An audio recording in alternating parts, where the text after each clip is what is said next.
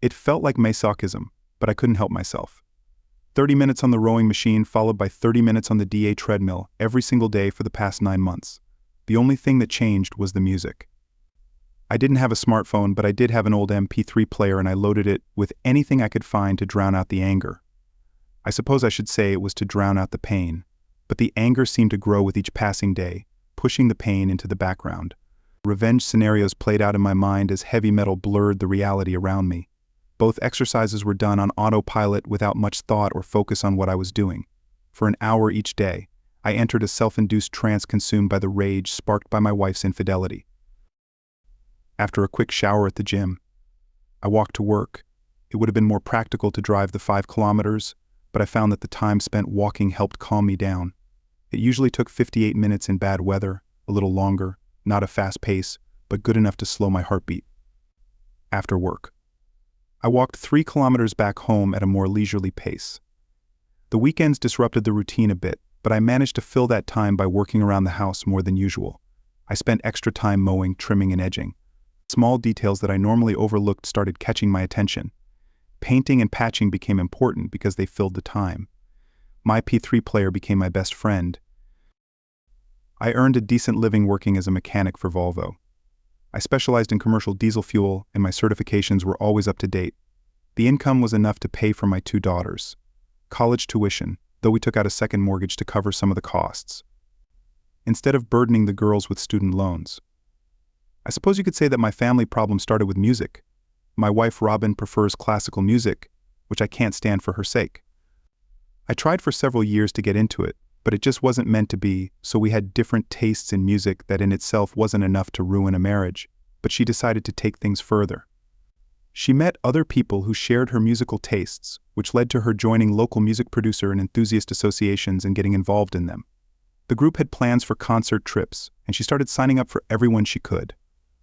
Of course, she didn't even consider asking me to accompany her when the trip started, including overnight stays. I felt the need to do a little investigating. Serge Gorky was a pianist. He taught at the local college and played with several classical orchestral groups in the area. He regularly traveled to New York, Philadelphia, and Baltimore for performances. My wife was enamored with him. Although she had kept quiet for a long time, it wasn't difficult for me to figure out that she had indeed become his personal lover during their trips. After gathering all the facts, I waited for the right moment and laid everything out for her. "Honey, we need to talk." Of course, things didn't go the way I expected. She didn't deny anything. She admitted to everything, and in essence said, "So what?" I'm not a particularly smart man. I didn't know how to react to her response. I expected remorse. Instead, I got indifference and defiance. That moment changed our lives. At first, I was overwhelmed with grief and sadness. The pain was unbearable, but I kept myself together. I didn't say anything to our daughters or anyone else. Robin carried on as if nothing had happened. She cooked, cleaned, and kept the house in order, just like always. The only major change was that I now slept in the guest room. Robin had never worked, so she spent all her free time with her friends. Although we still lived in the same house, we were more like brother and sister than husband and wife. Her trips and outings became bolder. Photos of Serge and Robin started appearing in newspapers and local magazines, portraying them as a couple. There was no mention of me or the fact that she was married. Over time, my pain slowly turned into anger, and that anger grew to the point where it became hard to control. I didn't turn to alcohol. I went to the gym. I lost 20 kilograms. I was in the best shape of my life. I stopped taking medication for blood pressure and cholesterol at home. I only ate dinner, and I quickly got used to whatever Robin cooked for every kilogram of weight I lost. I gained 10 kilograms of bitterness. I became a bitter, hateful man. Even my friends and coworkers began to avoid me. And then I met Seymour. Seymour had been going to the gym for about 2 months before I spoke to him. During my workouts, I tended to keep to myself and rarely interacted with others. Some of us would casually nod or occasionally exchange quick handshakes. Seymour didn't socialize with anyone. Sometimes I noticed him talking to himself. When you have headphones on, you don't always realize you're humming along or talking out loud. One day he caught me smiling while he was deep in thought, and from then on we developed a light, casual relationship. We started working out on the treadmill together, and then I slowly introduced him to the rowing machine. He was as focused on his exercises as I was. I quickly realized that we shared the same motivation. We began having coffee after workouts, and that led to the occasional lunch together. Having Seymour as a friend made things a lot easier. Finally, I had someone to confide in. I could pour my heart out, but instead of easing my frustration, it only made me angrier. Seymour didn't like running on the treadmill. In fact, he didn't like running at all. Physically, he could run, but mentally, he preferred not to his wife. Trisha was a fitness enthusiast. About 5 years ago, she became obsessed with fitness, and that's where it all started. She spent as much time as she could cycling, swimming, and running. The worst part was that she wasn't doing it alone.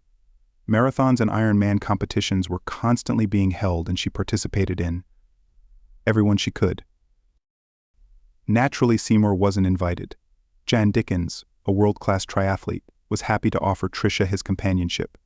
It wasn't hard for Seymour to figure out that they shared transportation, hotel rooms, meals, and even business meetings.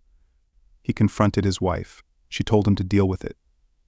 One evening after work, Seymour and I were eating ribs when the situation came to a head.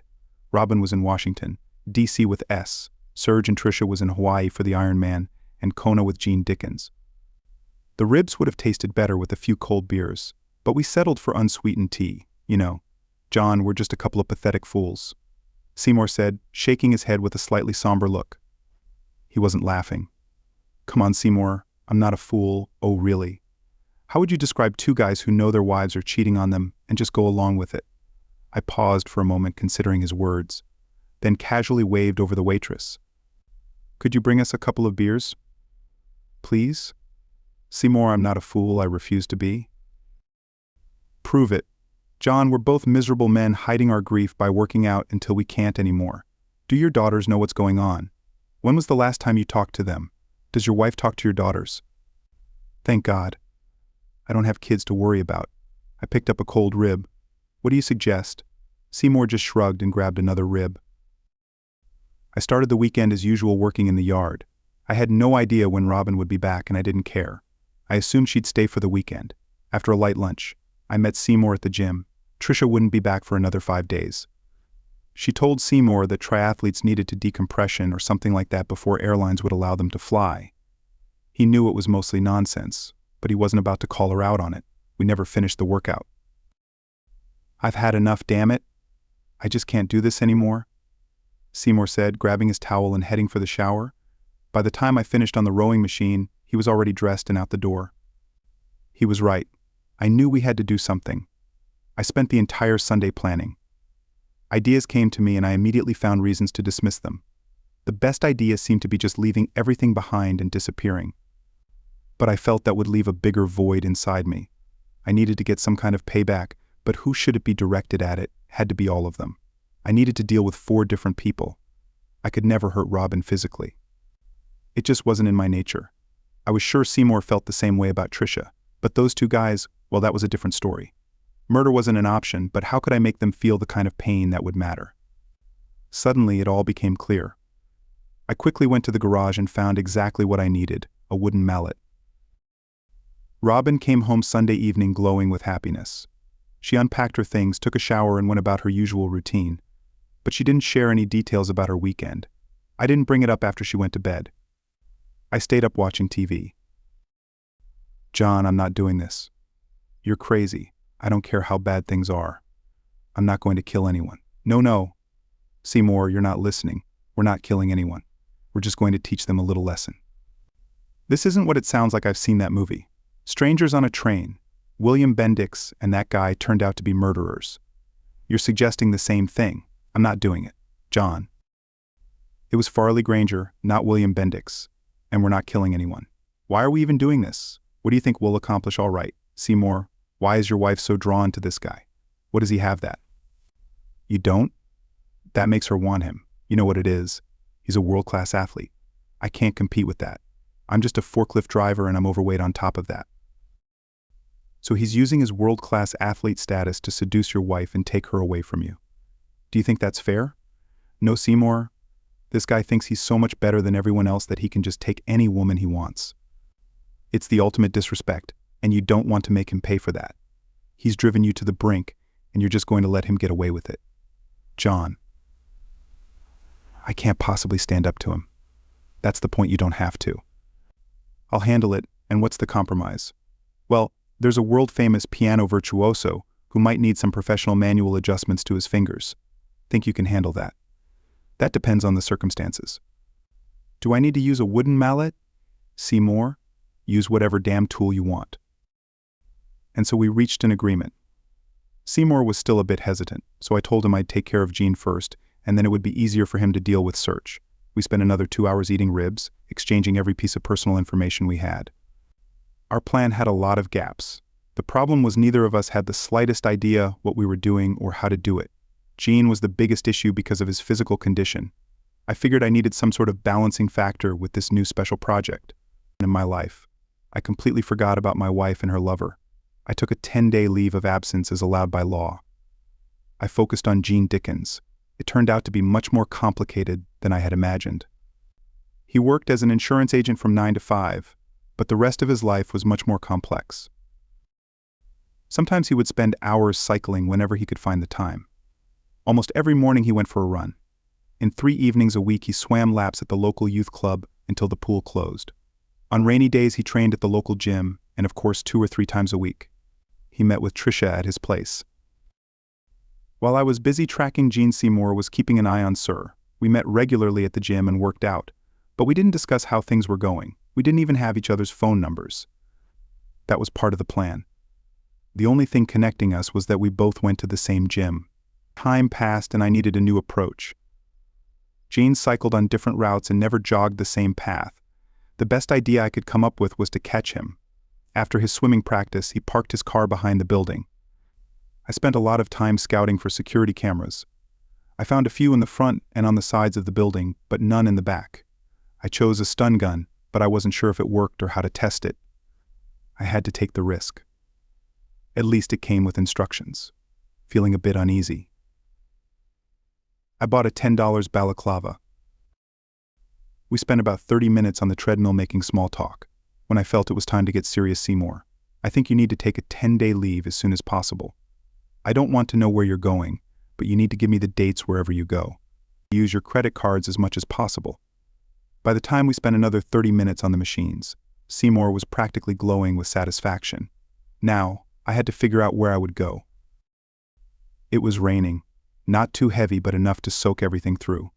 It was around 10 in the evening and Gene Dickens was due to come out of the back door of the pool any minute. Gene's Outback was the only car left in the rear parking lot. I double-checked and still couldn't find any security cameras just to be safe. I put on the balaclava.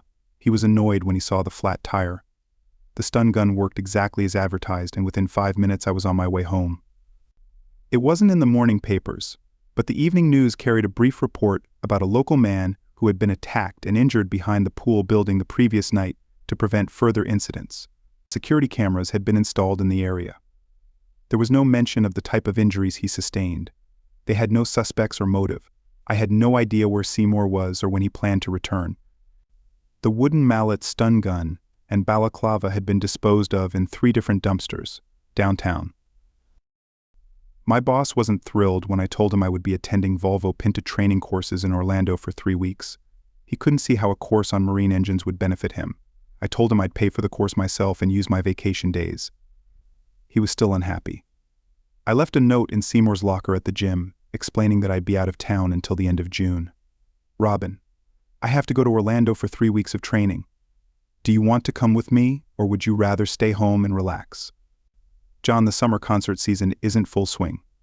You know how much I enjoy the events in the park. I'd prefer to stay here. Besides, you'll be busy with classes most of the time, right? Yes, and it can get pretty stuffy down there. In the summer, I understand why you wouldn't want to go, but I felt I should ask. Thank you, dear. I appreciate the offer, but I'll probably be more comfortable here. Maybe we can think about a short trip later in the summer, perhaps a weekend in New England or something like that.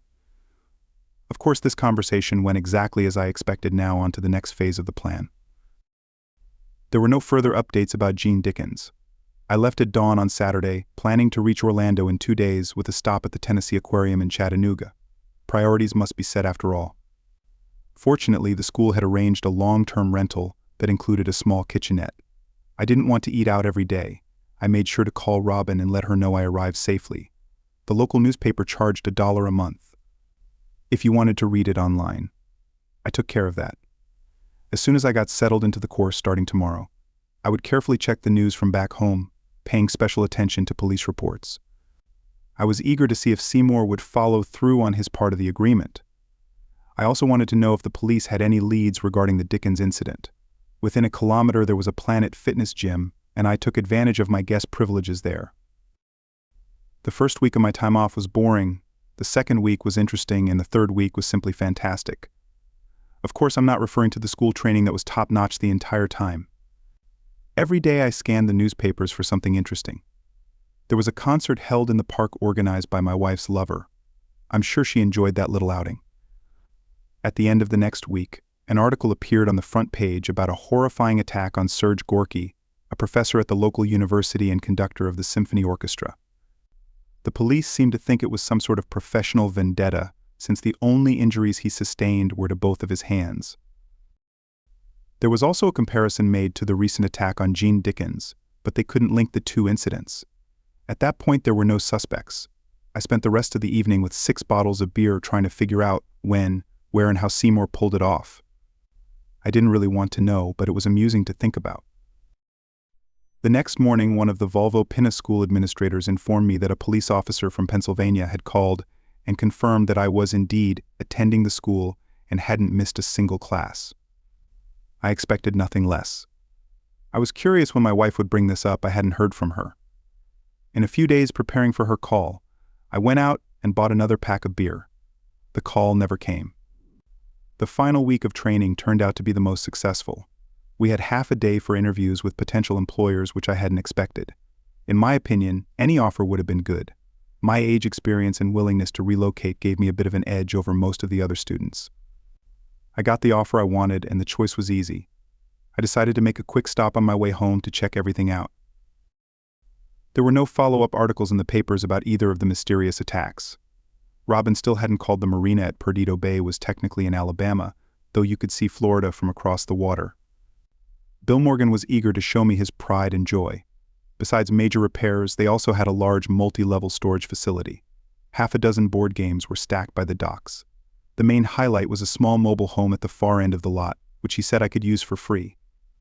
I asked him to tell me more about the warehouse, which he said would be my future workplace.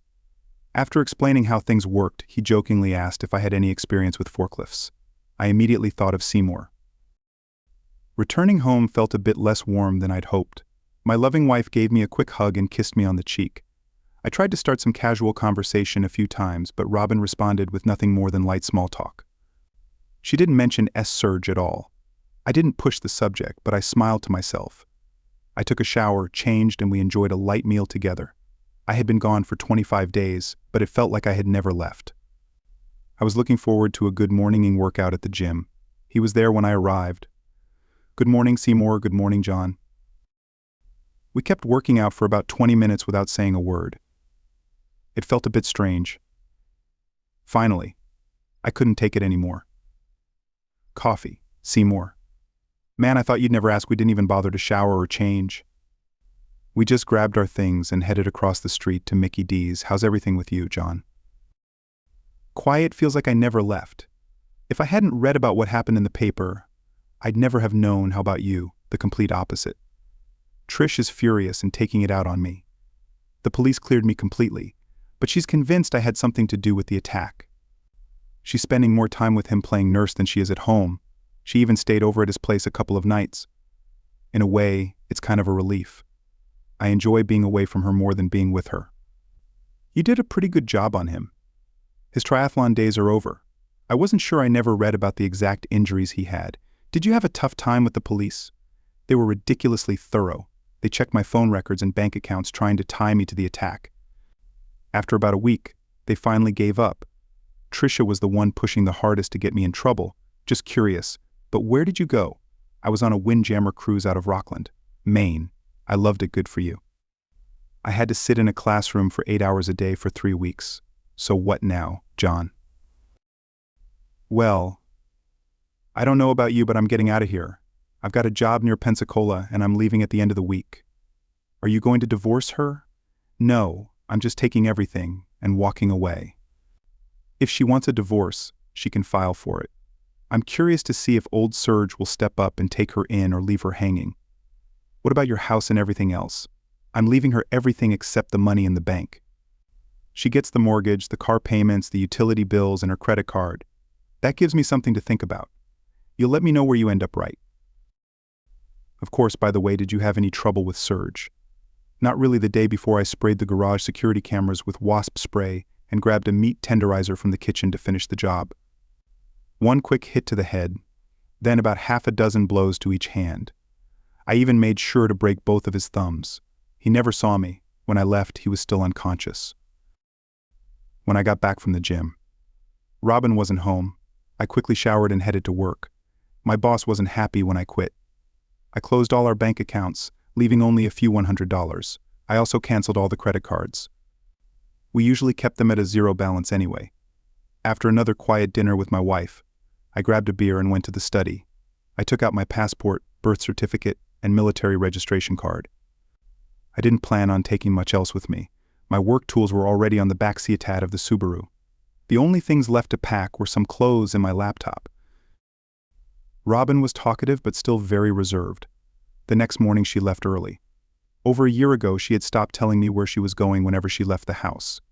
I guess she felt I didn't need to know. It took me less than 30 minutes to load the car. At the last minute I decided to take the George Foreman grill. It seemed like a good idea. I was on the highway near Lori when I decided to let Seymour know I was leaving. It was a short text message. Perdido Bay Marina. Whatever he decided to do was fine with me. It only took me a few weeks to settle in. During that time my phone remained off. The work was different but still the same. If that makes sense. I spent most of my free time fixing up the trailer. Everything worked fine, but it needed a little love and care. This second bedroom became a storage space. About half a kilometer down the road from the marina there was a small diner that was open 24/7. I found myself eating there most of the time. Unfortunately, the nearest gym was 10 kilometers away, so I took up jogging. I didn't enjoy it, but I did it anyway. At least there were no hills. Then my first guest showed up. Seymour, you found me not that hard. John GPS led me straight here. Bob's your uncle? Who the hell is Bob? I thought, are you just passing through or staying? Staying if you've got room. I've got nowhere else to go. We spent about an hour getting Seymour settled in the second bedroom, then grabbed a bite at the diner. Seymour had driven nonstop for 16 hours and was exhausted. The next morning, I let him sleep in. Bill Morgan hired Seymour right away. He hated working with forklifts and was more than happy to switch jobs. The pay was lousy, but Seymour didn't seem to mind. He just wanted enough to get by. He had a stash of cash he brought with him. Later I took him to Foley so he could rent a safe deposit box at the same bank I used. It wasn't very secure to keep it in the trailer. Tricia kept insisting to the police that Seymour was responsible for the attack on Jean Dickens. They couldn't prove anything. His alibi in Maine was rock solid and they couldn't find any accomplices. Naturally, their relationship deteriorated quickly. Tricia demanded that Seymour leave the house, to which he refused. In the end, she moved in with Dickens, and 2 days later, Seymour got exactly what he wanted. I decided it was time to reach out to my daughters first. I called my eldest Clara. As soon as I said hello, she hung up. Cora, my younger daughter, was a bit more open before hanging up. She called me an inconsiderate jerk. I tried again and failed miserably. Well, at least I wouldn't have to pay for 2 expensive weddings in the future. I turned off my phone again. Seymour and I settled in fairly quickly. Every morning I jogged about 10 kilometers and then we'd meet at the diner for breakfast. They made a delicious low-carb meal just for me. We ate lunch whenever it was convenient. A couple of weeks went by and things changed. For the past 6 months, R.G. Martin had been living on a Nordic tug in Slip 16. She didn't have any land transportation, so Seymour was more than happy to drive her wherever she needed to go.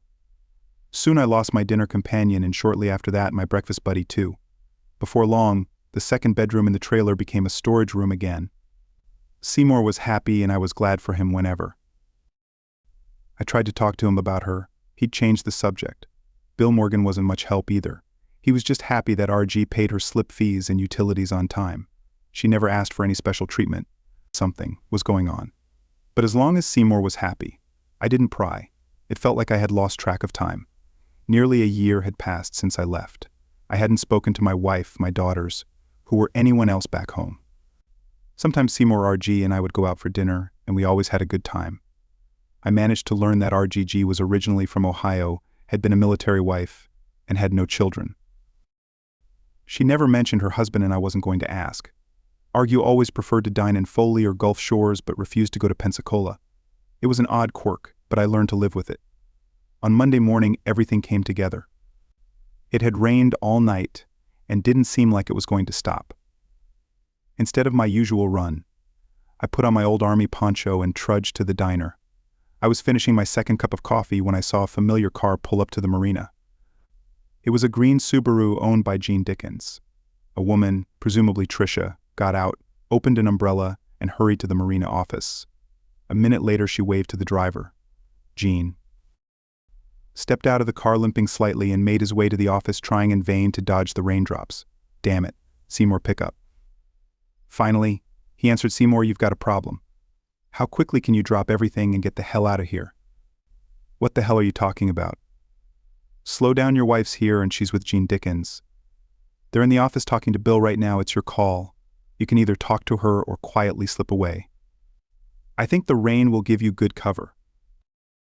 Jean, it'll take me at least 15 to 20 minutes. Can you stall them? I'll try hurry up. My next call was to Bill. He chuckled slightly as he agreed to send the guest to my trailer instead of Argus. I got back to the trailer just as they were leaving the office. Naturally, I invited them in and did my best to kill as much time as possible. I made casual conversation with the man I had attacked less than a year ago. The one-eyed crippled, hoping my newly grown facial hair would help me go unnoticed. They never explained why they were there or why they were looking for Seymour. I didn't ask. As we walked to the docks, the rain turned into a gray mist.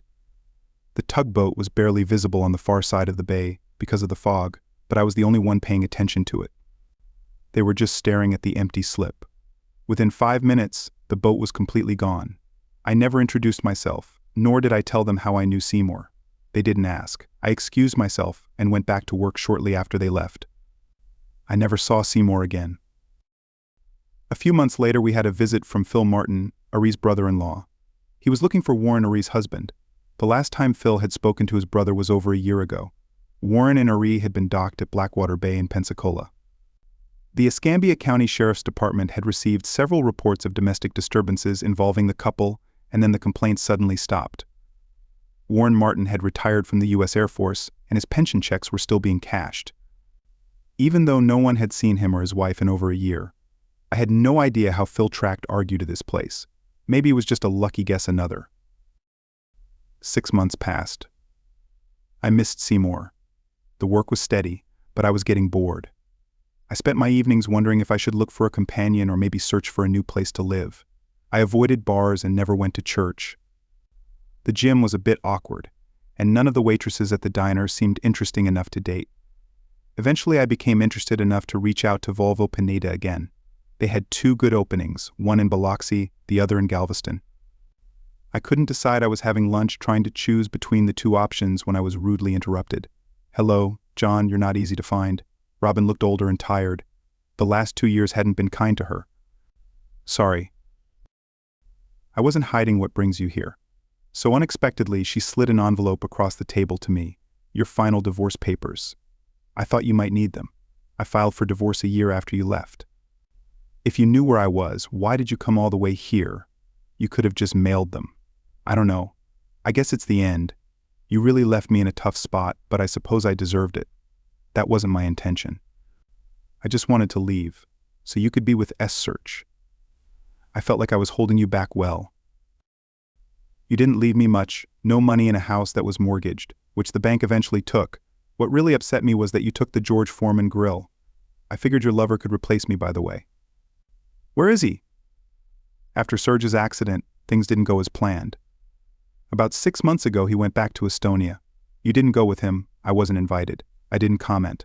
Serge was a little annoyed. He thought you had something to do with his attack. After that, things between us seemed to fizzle out, and now Clara got married last June and they moved to Ocala. I'm planning to move in with them and be a grandmother. I decided to take a detour on my way to deliver your papers. Foolish. I sat there like an idiot waiting for some kind of apology, but it never came. In the end, it felt like she was still rubbing it in my face. There was no remorse, no regret on her part. Well, Robin, I'm glad you stopped by. I'm sorry I missed Clara's wedding, but it seems like she didn't want me there anyway. I'm also sorry things didn't work out with Serge. I know how much that meant to you. Is there anything else before you go? Yes. I want the George Foreman grill. I settled on Biloxi. It was only a 2-hour drive away. The casino seemed interesting enough. I gave her that damn George Foreman grill. Thank you for listening until the end. See you in the next episode of English Epics. Take care of yourself and your loved ones. Goodbye.